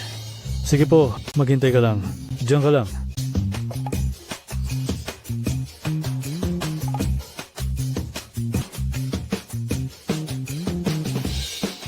Xiaoshan, Tianhuang. Yaman ko na, mayaman na ako. Talagang magiging milyonaryo na ako sa pagkakataong ito. Hoy, halika rito. Ano? Sa akin na lang muna gagamitin ito. Eto, sa'yo na ito. Tingnan mo. Ceramic ang June, at pares pa talaga. Itong dalawang florera, wala rin naman akong mapaggagamitan. Sige na nga, uuwi ko na lang para gawing florera. Sige, sige. Kunin mo na lahat. Kukunin ko na ang 4 na selyo, $20. Ang 4 na florera, kukunin ko na rin, $12. Ang kabuuan ay 32. Teka, parang mali. May mga plato pa. Yung mga plato. Hindi ko na kukunin itong mga plato, sa iyo na lang iyan. Ay, hindi naman pwede ang ganyan. Ang benta ko rito ay buong set dapat. Buong set? Ay naku, sige na nga. Isama na natin ang 21 plato mo, $6 at 30 sentimo, kaya ang kabuuan ay $38 at 30 sentimo. Sige, sige, hehe. Bibigyan kita ng 39. Basta bigyan mo ako ng isang lumang kumot nyo. Sandali lang. Anong gagawin mo sa bagay na yon? Naggagastos ako ng ganito kalaking pera para pambili ng maraming lumang gamit. Kapag nabasag pa ang mga ito, siguradong manghihinayang ako ng sobra. Sige, sige, ikukuha kita. Itong taong ito na naglulustay ng pera, alam naman pala niyang basura ang binibili niya. Nawawala na ba siya sa sarili? Patuloy ang pag-usad ng panahon. Sa pagkakataong ito, siguradong magiging napakaswerte ko na. 1,000, 990, oras na para umunlad. Wuho! Nawala ng kuryente.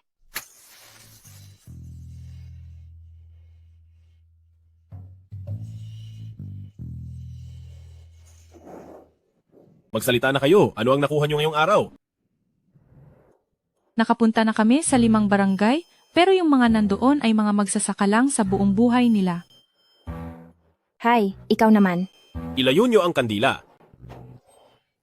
Guys, huwag kayong kukurap. 3, 2, 1. Wow! Ang dami nito. Uy, Kuya Fan. Sa mga kagamitang ito, paano mo nalaman kung alin ang antigong gamit at alin ang mahal? Dapat pasalamatan dito ang master na nagligtas sa akin sa nakaraang buhay ko. Hindi ko alam kung sa buhay na ito ay muli ko siyang makikita. Kuya Fan? Kuya Fan? Alis ka nga dyan! Kung gusto mong matuto tungkol sa mga antigong gamit, dapat ay marami kang binabasang libro, nandoon na ang lahat. Huwag niyo isipin na noon ay nagbubulakbol lang ako. Patago rin naman akong nagsisikap sa mga panahon na yon. Hindi ko naman nakita na nagsikap ka ng patago ah. Kaya nga patago, di ba? Hoy, alam niyo ba kung magkanong dolyar ang kikitain natin dito? Alam niyo ba kung ang mga gamit na ito ay kung magkano may ibebenta? Yung isang plato ay naibenta na sa halagang $20,000. Sa dami ng mga gamit na ito, siguro ay mabebenta ng $100,000. Erpang, masyadong maliit ang pananaw mo. Chuyu, sa tingin mo? Sa tingin ko, noong binili ang florera na ito, mas mahal ito kaysa sa mga plato. Ang isa ay aabot siguro sa $50,000. Kaya sa dami ng mga ito, kahit paano ay $200,000. May mata ka sa ganda, asawa ko nga talaga. Ang pagsusuri mo ay tama at lohikal, ngunit mababa pa ang sinabi nyo. Ang mga gamit na ito ay aabot man lang ng $200,000 i-multiply sa 10. Diyos ko po, hindi ba bale? $2,000,000? Sa kaunting gamit na ito? Paanong naging sulit ito ng ganito kalaking pera? Kung ito ay ordinaryong florera mula sa Ming at Qing Dynasty, nasa ilang $10,000 lang ito. Pero ang pares na ito, kahit ilagay pa sa shop, ito ay itinuturing na pinakamahalagang kayamanan ng shop. Uy, paano naman itong bakal na tipak na ito? Anong bakal na tipak? Tinatawag itong Xuan de Censer, isang kagamitan mula sa panahon ng Ming. Boss, 2 araw ko na siyang minamanmanan at napansin kong ang batang ito ay pulos namumulot ng mga basurang bote at garapon. Hindi ko alam kung anong ginagawa niya. Siguradong mayroon ng batang ito na paraan para kumita ng mabilis. Ipagpatuloy niyo lang ang pagbabantay sa kanya. Sige po. Eto na nga, kapos tayo sa pera ngayon. Kailangang pakitang tao siya sa atin. 2 milyong dolyar. 2 milyong dolyar. Kuya Fan, hayaan mong yakapin ko itong mga kayamanan at matulog kasama nito kahit isang gabi lang. Umalis ka nga. Tingnan mo iyang ugali mo, parang walang nakitang pera. Sa hinaharap, ikaw ang magiging kasama ko sa pag-ani ng malaking pera. Kahit paano naman ay dapat kumita tayo ng 100 bilyong dolyar. 100 bilyong dolyar? Hindi ko man lang iyan kayang pangarapin. Kuya Fan, ang mga kayamanang ito, ibebenta pa ba natin kay Boss Lin? Sa dami ng mga ito, natatakot ako na baka hindi niya kayanin at baka kung ano pang mangyari sa kanya. Ganto na lang? Bukas, maliban sa 2 florera na ito, ang ibang mga gamit ay ibebenta natin ng hiwalay. Sa bawat gamit na maibebenta natin, mag-iiwan tayo ng sulat sa bawat boss. Pagkalipas ng kalahating buwan, pumunta kayo rito para makita ang mga tunay na kayamanan. Ha? Ito ay, bakit kailangang maghintay ng kalahating buwan para makita ang mga kayamanan? Yan ang tinatawag na pagpapakabog. Ang mga gamit na inilabas natin ay lahat dekalidad na gamit. Sa pagpapakita ng kayamanan sa loob ng kalahating buwan, siguradong darating silang lahat. Oo, alam ko na. Gusto mo silang tipunin lahat sa isang lugar at pagkatapos ay saka mo ibebenta ang 2 florera sa kanila ng sabay-sabay. Saktong-sakto, tama ka. Ang tawag dito ay auction. Ang may pinakamataas na alok ang siyang makakakuha. Galing. Napakahusay mo, Kuya Fan. Napakatuso ng plano mo. Mayroon pa akong mas mahahalaga rito. Lumabas na ba ang 2 batang iyon? Opo, lumabas na sila.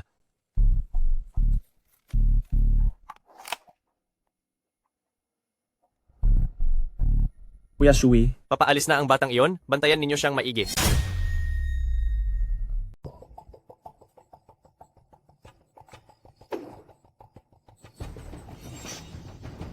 Anong ginagawa nyo? Kuya Shui, tapusin na natin sila. May balita galing sa lungsod. Itong 2 lalaki na ito, sa mga bagay na ginawa nila, ay kumita ng 100,000 dolyar. oo nga, pagkatapos nito ay magtatago na tayo ng malayo. Sa ganito karaming pera, mabubuhay tayo ng marangya habang buhay at sapat na iyon. Ang hihina ba ng utak nyo? Akala nyo ba ang 2 iyon ay madaling talunin? Kapag hindi natin sila nakuha, tayong lahat ang makukulong. Kung ganoon, anong gagawin natin? Hindi naman pwedeng basta na lang nating panoorin na mawala ang pagkakataong ito, diba? Gagawa ako ng paraan para ang lalaking iyon ay kusang ibigay ang pera. Mismo sa harap ko.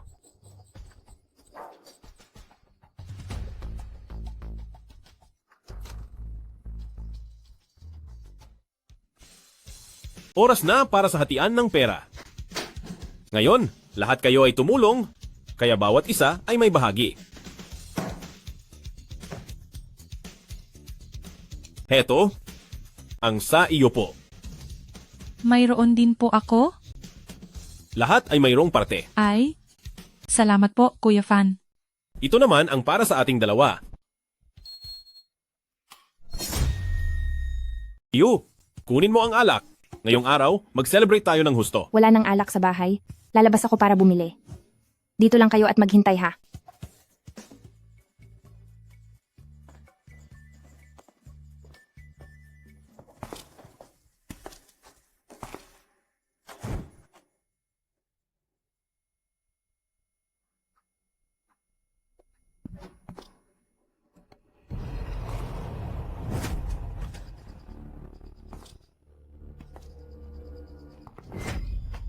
Zhang Sanshui?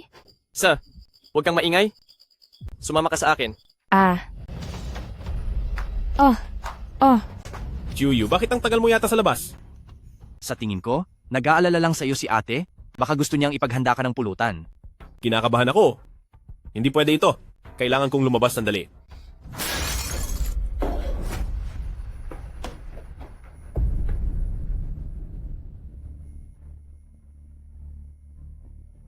Kuya Fan, ano ang nakasulat? Kung gusto mong makuha ang asawa mo, bukas ng 6:00 ng umaga, maghanda ka ng 200,000 dolyar, pumunta ka mag-isa sa abandonadong bodega ng Shilibu. Masama ito, kinuha nila si Kyuyu. Lagot, nakuha si Kyuyu. Tatawag ako ng mga pulis? Huwag kang tatawag. Ang lakas ng loob nilang humingi ng ganyang kalaking pera. Ibig sabihin ay matagal na nila tayong tinitiktikan.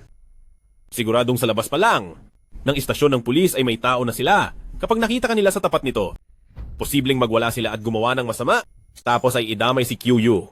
Anong gagawin natin?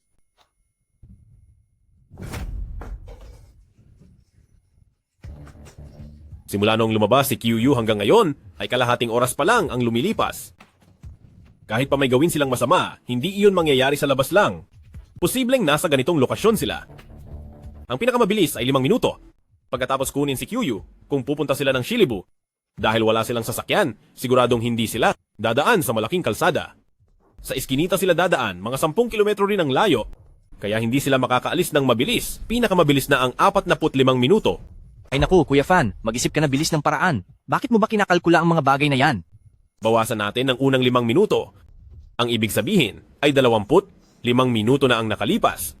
Mayroon pa silang 20 minuto bago makarating sa Shilibu Daniu. Magpaiwan ka rito para magbantay. Pagdating ng alas 6 ng umaga, doon ka mag-report sa pulis. Erpang, dalhin mo ang armas at ang pera, sumunod ka sa akin. Kuya Fan, pupunta ba talaga tayo para ibigay ang pera sa kanila? Magbibigay ng pera? Sasakay tayo ng motor sa malaking kalsada para maunahan natin silang makarating sa Shilibu at doon natin sila patatabigin. Sa pagkakataong ito, sisiguraduhin kong maikukulong ko silang lahat.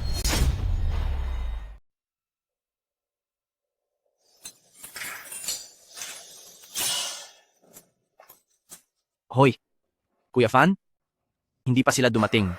Huwag kang mag-alala. Magmasid lang muna tayo at magantay ng tamang oras.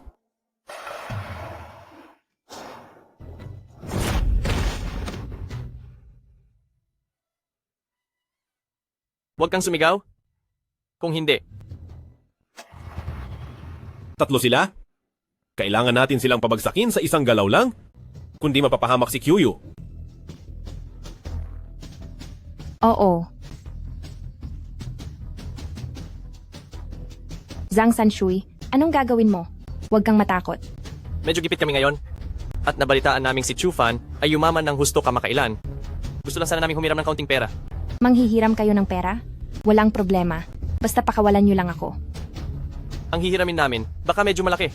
Natatakot ako na kapag ang isang napakagandang dilag na tulad mo ay pinakawalan ko, ay hindi na magpapahiram si Chu Fan. Magkano ang hihiramin nyo? Kahit na 20 milyong dolyar pa yan. Ako ang masusunod. 200,000 dolyar? Makakapagdesisyon ka rin ba para doon? 200,000 dolyar? Imposible. Kahit sabihin nating wala kami niyan, o kung meron man talaga, tingin nyo ba si Chu Fan ay magbibigay ng 200,000 dolyar para lang iligtas ako? Boss, kung hindi tayo makakakuha ng pera, napakagandang babae nito. Pabayaan mo na lang kaming maglibang kasama siya. Boss, kung sakaling hindi tayo makakuha ng pera, napakagandang babae nito. Hayaang ang mga kapatid natin ay magsaya naman. Boss, ang ganitong klaseng babae, ngayon lang ako nakakita ng ganito. Kapag kayo ay naglakas loob na hawakan ako, agad kong kakagatin ang dila ko at tatapusin ang buhay ko rito. Pera lang ang habol namin. Kapag may nangyaring masama, walang makakatakas sa atin. Sumunod ka lang ng maayos, hindi ka namin hahawakan. Bukas, bago dalhin ni Chu Fan ang pera rito, sisiguraduhin kong ligtas ka at walang mangyayaring masama. Sige na, humanap ka ng mauupuan. Doon ka lang maupo. Huwag mong balaking tumakas.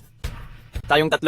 Isa ang magbabantay sa pinto, isa ang magbabantay sa babaeng ito, at isa ang matutulog. Magpapalit tayo ng pwesto tuwing 2 oras. Ako na ang magbabantay sa pinto. Kuya Shui, matulog ka muna ng sandali. Ako na muna ang magbabantay. Sige.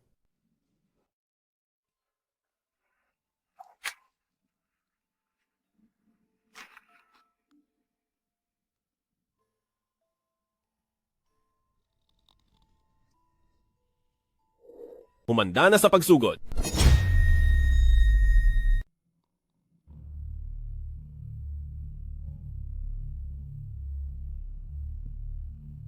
Maghanda na tayo.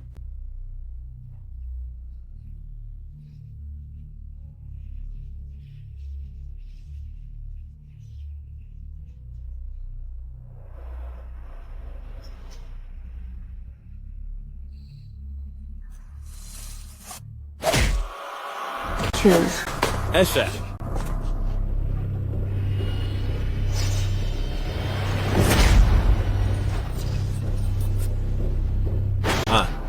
Kuya Fan? Hindi ba siya tuluyang mawawala? Huwag kang mag-alala, ayos lang siya. Huwag kang matakot, huwag kang matakot. Hayaan mong tapusin ko muna ang nasa labas. Oras na para magpalit ng bantay.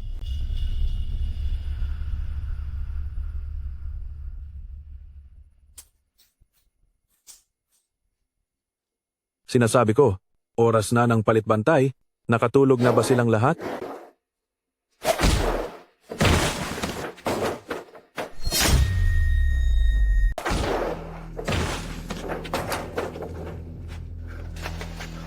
Hoy, Kuya Fan, ano na ang gagawin natin? Pagsunod-sunurin mo sila at itali mo sila. Pagsunod-sunurin? Gumamit ka ng lubid para itali ang kamay ng una, pagkatapos ay itakid sa isang binti. Pagkatapos, sa leeg naman ng pangalawang tao, itali ang kamay, pati na rin ang isang binti. Kasunod niyan, itali mo ang kamay ng pangatlo, pati na ang binti nito. Sa ganitong paraan, kapag sinubukan ng isa sa kanilang tatlong tumakas, yung nasa gitna ang masasaktan. Grabe, Kuya Fan. Napakasama mo talaga. Pero gusto ko yan.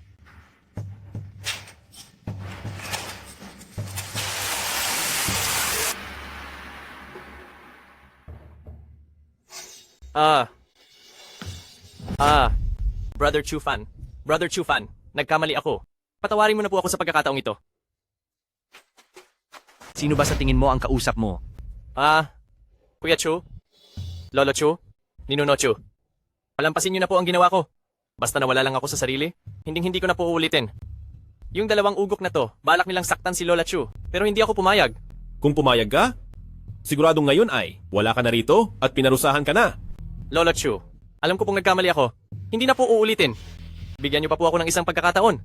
Sige. Hoy, Kuya Fan, yung mga lalaking yan, siguradong hindi na sila magbabago. Bibigyan kita ng pagkakataon na magpaliwanag sa pulis at magpaliwanag sa huwes. Tara na. Hayaan nyo silang maghintay sa mga pulis dito. Grand Exhibition ng mga kayamanan, opisyal nang magsisimula. Brother Chu, talagang nakuha mo ang atensyon nating lahat. Ngayon, gusto kong makita kung ano ba talaga ang pambihirang gamit na iyan. Mga Ginoo, huwag kayong kukurap at tingnan nyo ng mabuti. Ito ay Hurnong John. Ito ang Hurnong John. kakaiba, napakabihira nito. Sa buong buhay ko, nababalitaan ko lang ito, pero hindi ko pa ito kailanman nakikita ng personal. At higit pa rito, isang pares sila. Brother Chu, payag ka bang ibenta ito sa amin? Ang dalawang pambihirang gamit na ito, ako na ang kukuha para sa koleksyon ko. Teka, sama-sama tayong pumunta rito. Anong karapatan mong suluhin ang koleksyon? Tama iyan. Brother Chu, sasabihin ko na ito sa iyo ng diretsyo. Hanggat handa kang ilabas ito, kahit magkano pa ang ialok nila, lalampasan ko ang presyo nila. Dahil inilabas ko ang gamit na ito, ibig sabihin ay gusto ko talagang ibenta ito. Pero, medyo gipit ako sa pera ngayon, kaya kailangan ko ng $2 milyong. $2 milyong? Sobrang mahal yan. Mukhang hindi naman talaga tapat ang hangarin nyo na magbenta. Sinasabi ko sa iyo, Brother Chu, magsasabi ako ng totoo. Sa aming mga mayayaman, kung kaming magkakaibigan, ay nararamdaman ng masyadong mataas ang presyo. Kahit ilako mo pa iyan sa buong bansa, walang mangyayari. Brother Chu, kung pinaglalaruan mo lang pala kami, hindi na ako mag-aaksaya ng panahon sa iyo, makaaalis na. Teka, huwag kayong magmadali mga boss. Sinasabing mas mainam pang isakripisyo ang lahat ng kayamanan kaysa mawala ang kahit isang piraso ng seramikang June.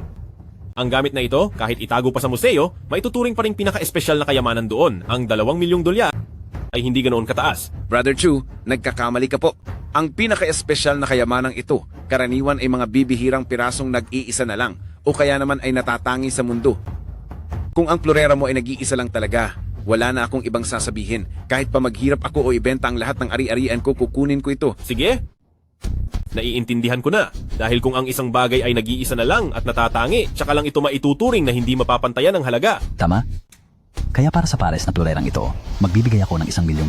Sandali lang po, hintayin niyo ako. Pasensya na po. Pero wala na talaga akong ibang pagpipilian. Hoy, wag. Diyos ko. Hala kuya, kaibigan kong si kuya. Bakit mo binasag yan? Naku po. Hindi maari. Anong pagsasayang ng magandang bagay? Anong laking panghihinayang? Brother Chu, napakapusok mo naman. Napakagandang gamit nito. Bakit mo binasag? Ngayon, Sa mundong ito, marahil ay ito na lang ang nag-iisang natitira. Ito ay isa na ngayong natatangi at nag-iisang piraso sa buong mundo. $1,300,000. Kukunin ko na ang gamit na ito. $1,300,000. Kukunin ko ang gamit na ito. 1,335,000 ang sa akin. 1,338,000. 1,400,000 ang sa akin. Mga boss, dahil masyado ninyong pinag-aagawan ng presyo, madali kayong uminit at baka mauwi pa sa away. Kung gayon, ano ang gagawin natin? Kyuyu, kumuha ka ng 4 na papel at 4 na panulat. Opo.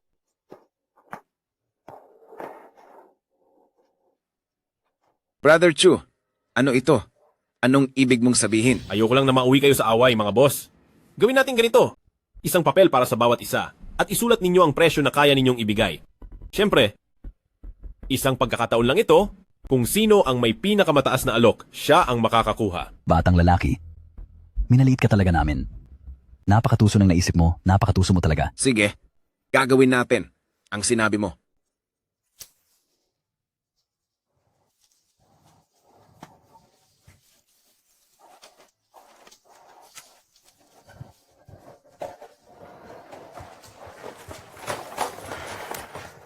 Ngayon, pakipakita na po ng bawat isa sa inyo ang pinakamataas ninyong presyo. $1,800,000. $2,000,000 sa akin. Mga boss, kung wala nang tatalo sa presyong ito, akin na ang gamit na ito. Sandali lang. Boss Lin, hindi mo makukuha ang bagay na ito sa halagang $2,000,000. Mag-aalok ako ng $2,000,000 at $200,000. Nalampasan tayo. Sayang talaga. Naku naman. Hehe. $2,000,000 at $200,000. Hindi mo pa rin ito makukuha. Magbabayad ako ng $2,000,000 at $600,000. $2,000,000 at $600,000?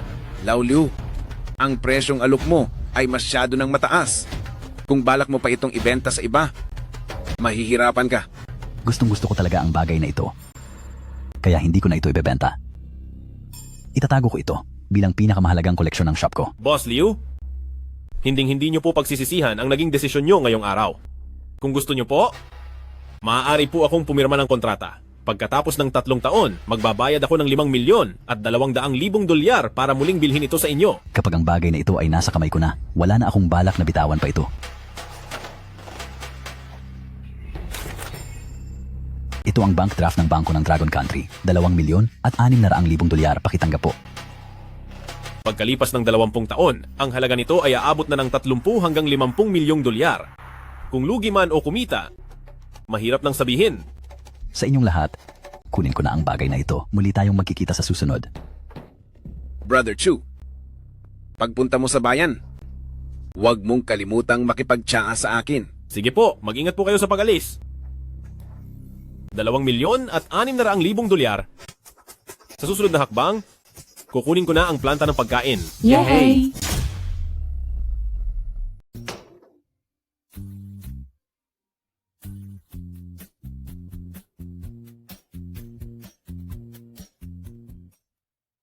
Manong, pasensya na. Ang hirap palakihin ng bata ng mag-isa. Kapatid na Fanzi. Ay, sister-in-law, may kailangan ka po ba? May sasabihin lang sana ako. Pumasok ka muna sa loob at ipaliliwanag ko si sister-in-law.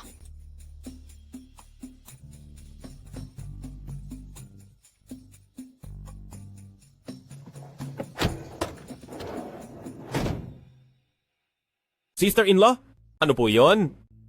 Nabalitaan ni sister-in-law na binili mo raw ang planta ng pagkain sa bayan. Totoo ba iyon? Opo, tama ka. Totoo po yon. Maaari bang si sister-in-law ay makiusap sa iyo? Gusto ni sister-in-law na magtrabaho sa planta mo. Ang bagay na ito. Kahit anong trabaho ay kaya ni sister-in-law, kahit gaano pa kahirap, hindi ako natatakot. Wala na talaga akong magagawa. Maagang nawala ang brother Wang mo. Wala rin akong trabaho. Ngayong may sakit ang bata, wala man lang akong pambayad sa gamutan. Sister-in-law, kung kailangan niyo po ng pera, pwede ko po kayong pahiramin ngayon din. Pero pagdating sa trabaho, kapag nagsimula ako, natatakot akong baka buong baryo ay lumapit din sa akin. Kapatid na Fanzi, hindi hahayaan ni sister-in-law na hindi masuklian ang tulong mo. Brother Fanzi, hindi ka hahayaang tumulong ni sister-in-law ng walang kapalit. Ay, sandali. Sister-in-law, hindi pwede, hindi pwede. Hindi pwede ito? Ano na lang ang magiging tingin sa akin? Brother Fanzi, alam ko ang iniisip mo. Hindi mo kailangang matakot. Wala namang makakaalam nito. Hindi rin magsasabi sa iba si sister-in-law. Hindi ganoon, sister-in-law, ang bagay na ito. Iniiwasan mo ba si sister-in-law? Sa tingin mo ba ay pangit ako at hindi mo gusto? Hindi po. Maganda po si sister-in-law. Kung pangit ka, wala nang maganda sa nayo na ito. Ibig bang sabihin ay tingin mo'y mababaw ako? At tingin mo ay wala akong dangal? Hindi rin po. Ang totoo ay may asawa na po akong tao. Wala akong pakialam. Kayang mangako ni sister-in-law, mula nang pumanaw si Brother Wang, ay hindi gumawa ng kahit anong masama si sister-in-law. Naniniwala ako? Naniniwala ako? Huwag kang aalis. Talagang wala nang magawa si sister-in-law. Nag-iisa kong itinataguyod ang bata. Huwag kang mag-alala, hindi ako manggugulo sa iyo. At hindi ko sisirain ang inyong pagsasama ni Chuyu. Pumapayag na ako, sister-in-law. Kunin mo muna itong pera pampagamot sa bata. At bukas, ay pumunta ka na sa pagawaan ng pagkain para magtrabaho. Sister-in-law, maraming salamat sa iyo, sister-in-law. Haay, wala po yun. Kung ganoon, ay mauuna na po ako. Kahit kailan mo kailangan, ay maghihintay ako sa iyo. Parurusahan kita. Parurusahan kita. Anong nangyari, Kyuyu? Alam mo pa palang umuwi. Akala ko kasi kinalimutan mo na ang pamilyang ito. Bahay natin to? Paano ko naman makakalimutan to? Sa tingin ko, masyado nang nag-e-enjoy ang isang tao sa labas. Heis. Ang galing mo talaga. Nalinis mo ng maayos. Ang bilis mo ha. Ano bang ibig mong sabihin? Hindi ko kasi maintindihan eh. Masarap ba ang pagkain sa labas? Hay naku, Chu fan. Sabihin mo nga, bakit kahit sino na lang ay kinakalaban mo? Bakit kahit sino ay nilalapitan mo? Totoo nga, nagbabago ang mga lalaki kapag nagkaroon ng pera. Ano bang ginawa ko? Paano ako naging masama? Sabihin mo, bakit ka pumunta sa bahay ni Biyudang Wang? Pumunta ako? Ay naku, gusto lang niyang magtrabaho sa planta ng pagkain. Hindi ba dapat ilihim ko to sa iba? Ang galing. Pati trabaho ay nakaayos na. Eh kailan naman niya papalitan ng posisyon ko? Naku naman, mahal ko, anong posisyon ang kukunin niya? May sakit ang anak niya, walang pampagamot. Gusto niyang magtrabaho para kumita, para mapalaki ang anak niya. Ay, teka muna, paano mo nalaman na pumunta ako sa bahay ni Ate Wang? Wala kang pakialam kung paano ko nalaman, pero ipaliwanag mo sa akin, bakit mo nilock ang pinto? Huwag mo kong pakialaman paano mo nalaman. Ipaliwanag mo nga sa akin. Bakit kailangang ilak ang pinto? Bakit niya nilak ang pinto? Pwede ko bang sabihin? Talagang napakasama ng swerte ko? Ako na nga ang tumutulong. Ako pa ang napapasama. Magsalita ka. Bakit tumahimik ka na? Miss Kyuyu, kailangan kitang pagsabihan sa ginagawa mo? Paano natin magagawang isipin ng ibang tao sa ganyang kasamang paraan? Sinasabi mong masama ako? Eksakto. Isang single mom na may 2 anak para lang makatayo sa sariling paa at makahanap ng trabaho. Kahit papag-usapan siya ng iba, isinantabi niya ang kanyang dangal. Dinala ako sa bahay nila at direktang lumuhod para magmakaawa. Kung hindi niya nilak ang pinto, paano kung biglang dumating ang mga bata at makita siya? Saan pa siya titingin sa kahihiyan? Hindi ka ba malang natatouch sa ginawa ko para sa kanila? Ako. At isa pa, alam mo ba kung anong oras ako pumasok? At kung anong oras ako lumabas? Sa ganoon kaiksi na panahon. Ano ba ang magagawa ko? Pero ikaw. Anong ako? Ang kakayahan ko? Kung hindi man alam ng iba, hindi ba't alam mo naman? Ikaw talaga? Napakakitid ng isip mo. Makitid ang isip ko. Sige na nga, pinalalagpas ko na ito ngayon. Magluluto na muna ako. Ay salamat naman. Daig pa ng mga babaeng ito ang detective. Asawa ko. Chiuyu? Huwag kang ganyan. Ako, medyo natatakot ako. Ito ba si Kyuyu? Kahit sa nakaraang buhay ko, ay hindi ko pa nakitang maging ganyan. Tingnan mo. Binili ko itong mga bagong damit galing sa lungsod. Ang bagay ba sa akin? Bagay. Maganda talaga. Ano bang pumasok sa isip ko noong nakaraang buhay? Hindi ko man lang napansin na napakaganda pala ng asawa ko. O ngayon, ako ba ang mas maganda? O ang babaeng iyan na si Wang Shiusi? Sino man ang ihambing, ikaw ang mas maganda. Ang asawa ko, ang pinakamaganda sa buong mundo. Masyado ka namang mabuladas. Magaling kang magsalita. Pero, tandaan mo ito. Kaya kong ibigay ang anumang kayang ibigay ng iba sa iyo. At kahit ang hindi nila kayang ibigay, maibibigay ko rin. Kaya naman, huwag kang gagawa ng kalokohan